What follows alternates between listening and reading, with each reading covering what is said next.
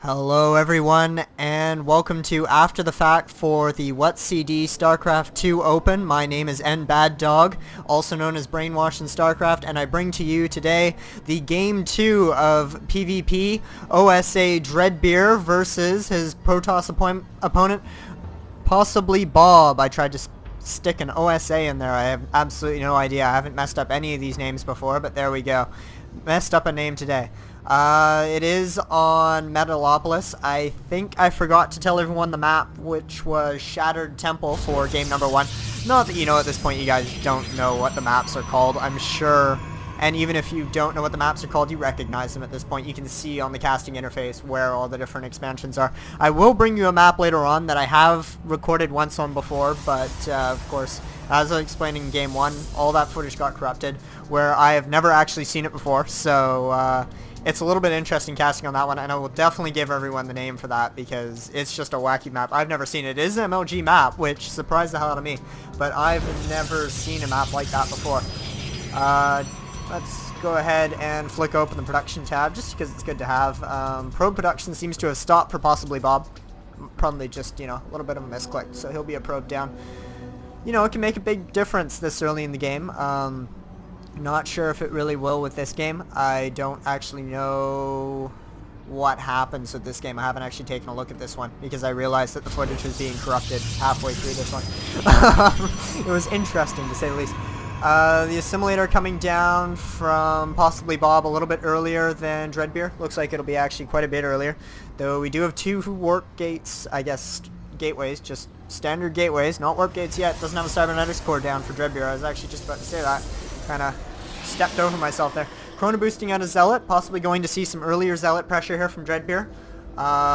Wouldn't put it past him. He certainly has used it in the past. He's used it against me to school me in the realm of not scouting. And there we go. Well, PossiblyBob, yes, he does lose the scouting probe. That probe can make a big difference this early in the game.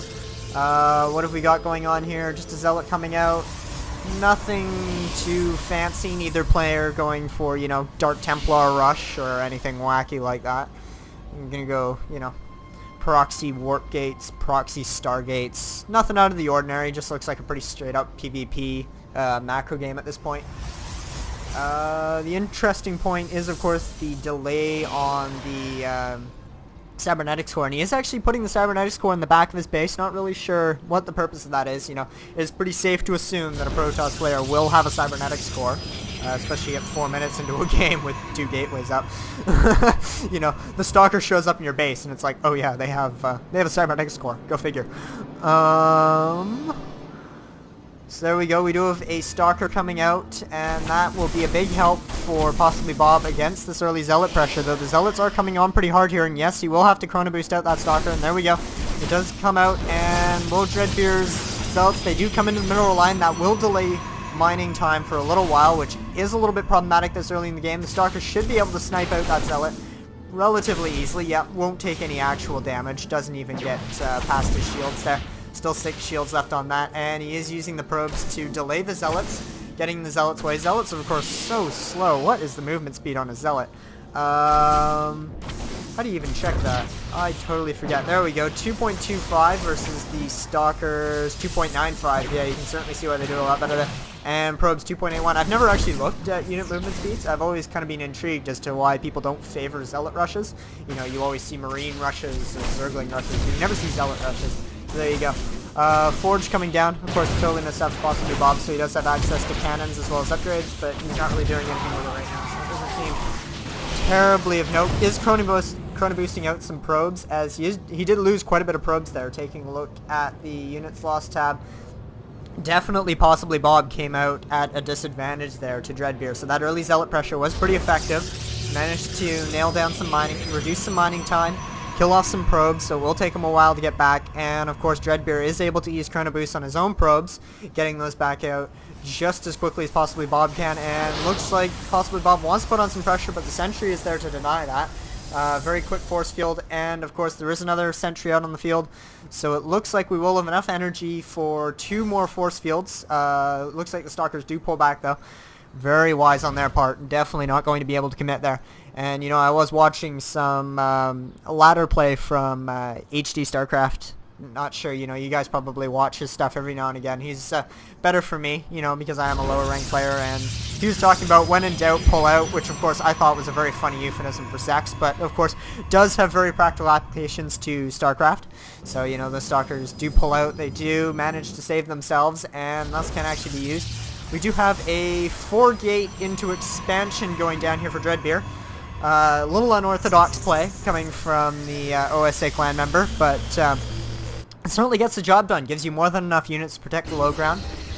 Doesn't have access to the cannons or the upgrades, but of course PossiblyBob hasn't made use of either of those yet. Hasn't invested in any cannons, hasn't invested in any upgrades yet, so I guess that's just looking kind of at the longer game here. You'd expect to see PossiblyBob, yeah, he is drifting towards that 400 mineral mark, so I'd expect him, nope, it looks like, okay, yeah.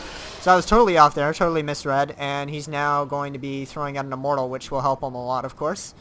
Do have Scouting Stalkers going out from either player. Of course, being at close positions here, it does make the rush distance very, very short, and it means that you can, of course, miss your opponent's scout. One can go high, one can go low. It looks like PossiblyBob's going to take a peek in here, and the Stalker does get by for Dreadbeard, so you'll be able to take a look exactly what PossiblyBob's doing. Sees the forge there, sees that nothing's being researched, goes into the smoke, sees that there's nothing there too. So very well spent Stalker there, and it almost looked like the Stalker was going to escape, but of course there was the returning Stalker and the Immortal right on the doorstep, so that wasn't going to happen. And there we go. The expansion does go down for PossiblyBob, but I wonder if this is a bit of a mistake with this move out here. That's a lot of Stalkers. No Immortals in support, but there's only one Immortal for PossiblyBob, and there we go. Here's the engagement. The Stalkers are leading the way. They have managed to crack down most of the Immortal shields down to 30 out of 100, and it looks like PossiblyBob will be pulling back up the top of the ramp, giving away the expansion. Dreadbeard should be able to take advantage of this, and yes, he will probably force the cancel. Will PossiblyBob... I have imagined that PossiblyBob would cancel that, and there we go. There was a nice sentry force field being placed down. I'd say this is pretty much a done deal. I can't imagine what PossiblyBob can do to come back to this. He does only have 3 gates, and he is not producing any Immortals out of his robotics facility. He still hasn't managed to force the cancel on that Nexus, though, so it is very good that PossiblyBob has maintained this pressure. And there we go. There is the GG. Thank you very much, ladies and gentlemen, for tuning into game number 2 between PossiblyBob and Dreadbeard. I will be right back with... Oh, I know it's Liam. Liam is one of their names, and I can't remember. It's a ZVZ, and it has one of the wacky maps in it. That's a little later on though. So we'll get back to that. See you guys in a sec.